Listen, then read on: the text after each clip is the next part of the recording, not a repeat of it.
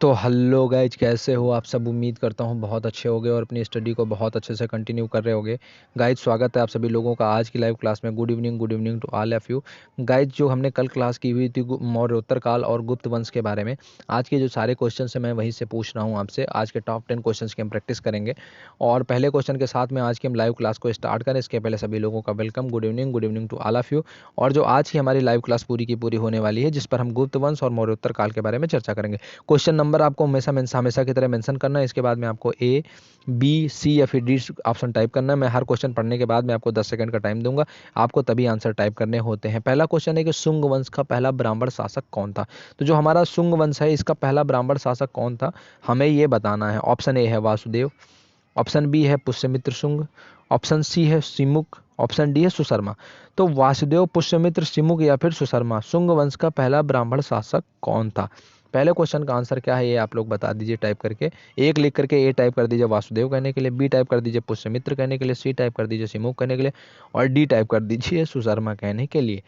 तो गाइस चलिए यहाँ से हम आज के अपने पहले क्वेश्चन का सही जवाब देख लेते हैं।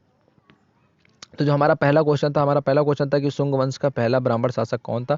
तो गाइज, मौर्य पर जो हमारा मगध था वहां पर पहला शासन, जो ब्राह्मणों का जो पहला शासन स्थापित हुआ, वो शुंग वंश के नेतृत्व में ही पहला बार ब्राह्मणों का शासन स्थापित हुआ था।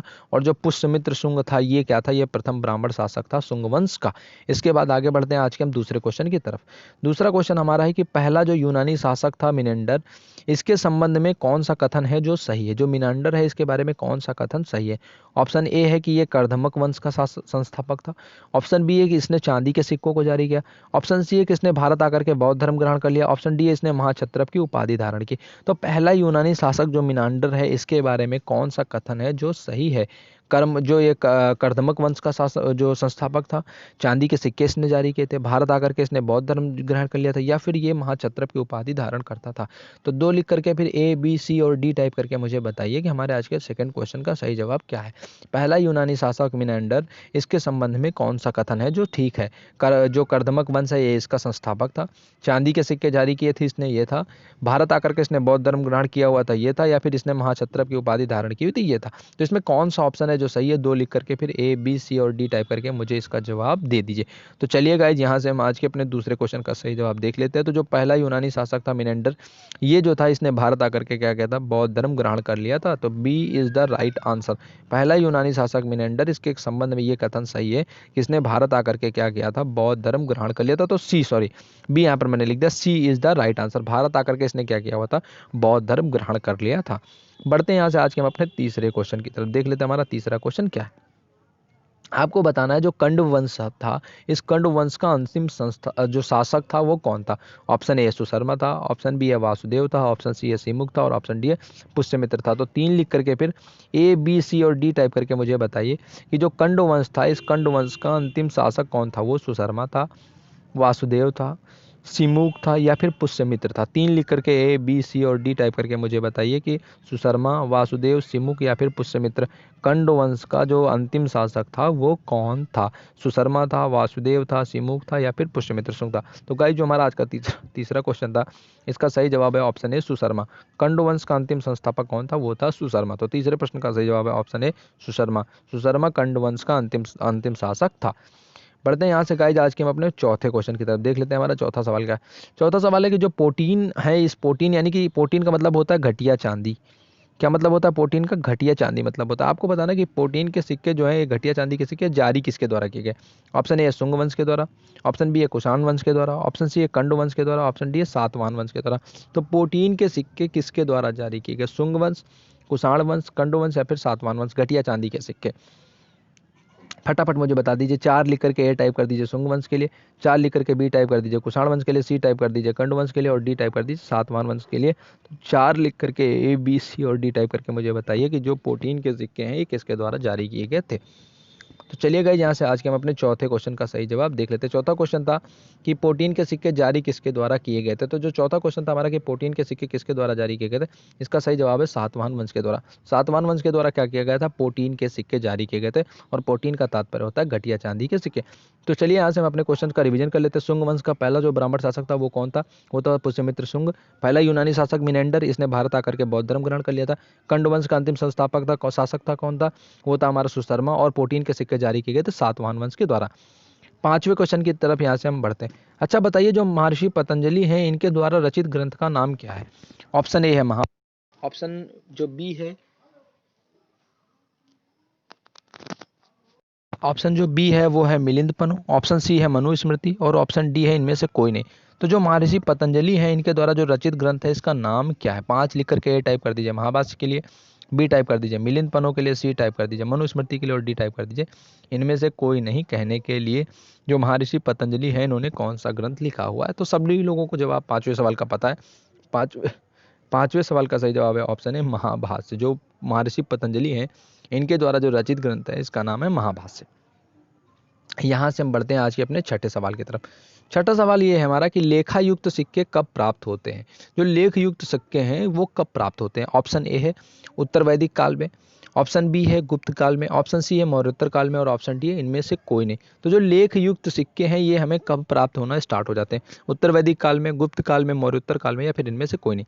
6 लिख करके ए टाइप कर दीजिए उत्तर वैदिक काल के लिए, 6 लिख करके बी टाइप कर दीजिए गुप्त काल के लिए, 6 लिख करके सी टाइप कर दीजिए मौर्योत्तर काल के लिए और 6 लिख कर डी टाइप कर दीजिए इनमें से कोई नहीं करने के लिए।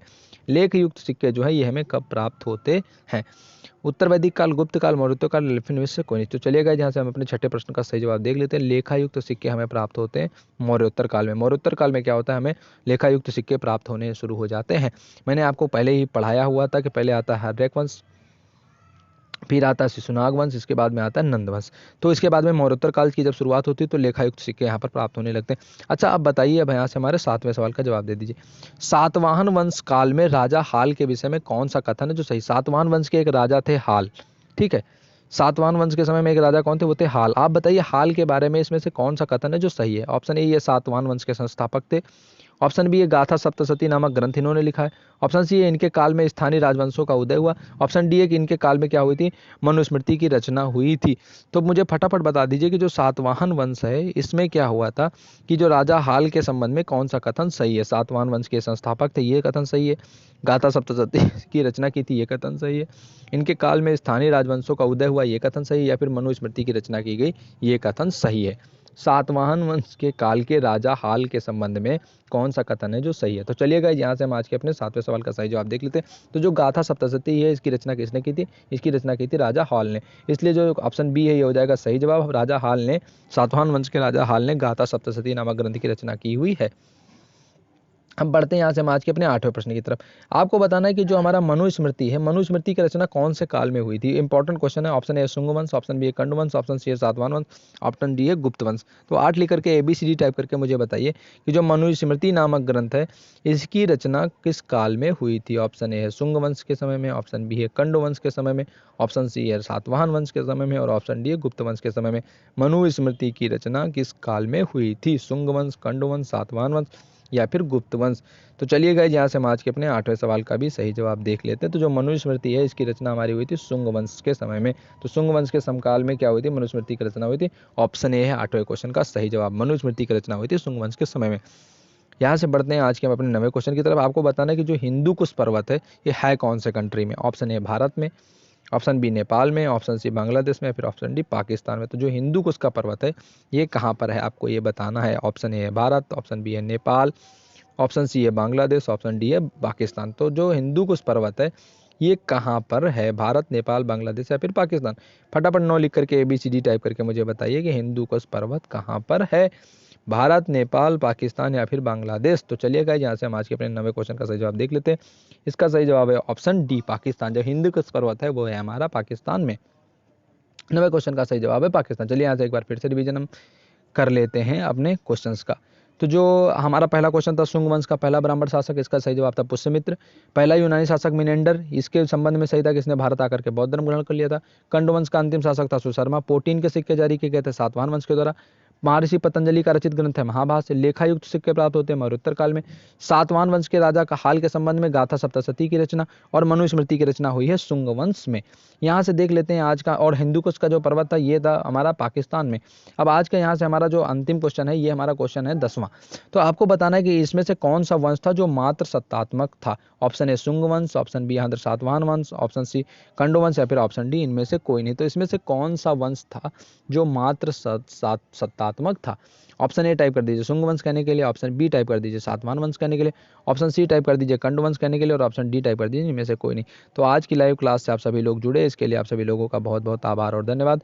लाइव क्लास प्रत्येक शाम होती है 8 बजे, और अपने इस क्लास में अगर आपको कुछ नया सीखने को मिला है तो आप इस क्लास को लाइक करें। अगर अपने दोस्तों के साथ शेयर करेंगे तो आपका बहुत आसान होगा हम पर। अगर आप अभी तक चैनल से जुड़े नहीं हैं तो चैनल को सब्सक्राइब कर लें, बेल आइकन दबा लेंगे तो आपको सारी नोटिफिकेशंस भी सबसे पहले मिलती रहेंगी। तो जो कौन सा वंश है ये मात्र सत्तात्मक था। आज प्राचीन भारतीय इतिहास के सभी प्रश्नों का हम अभ्यास कर रहे थे, तो ये था हमारा आंध्र सातवाहन वंश। आंध्र सातवाहन वंश क्या था? ये मात्र सत्तात्मक था। यहाँ पर जैसे मैं गौतमी पुत्र सातकर्णी, वशिष्ठी पुत्र पुलवामी, तो माता का नाम आगे मिलता है, इससे अनुमान लगाया गया कि ये वंश जो था ये मात्र सत्तात्मक था। 10वें क्वेश्चन का सही जवाब है ऑप्शन बी सातवाहन वंश, ये था मात्र सत्तात्मक। तो ये थे आज के टॉप 10 क्वेश्चन जिनकी हमने प्रैक्टिस की हुई है। तो thank you so much, have a nice night, thank you.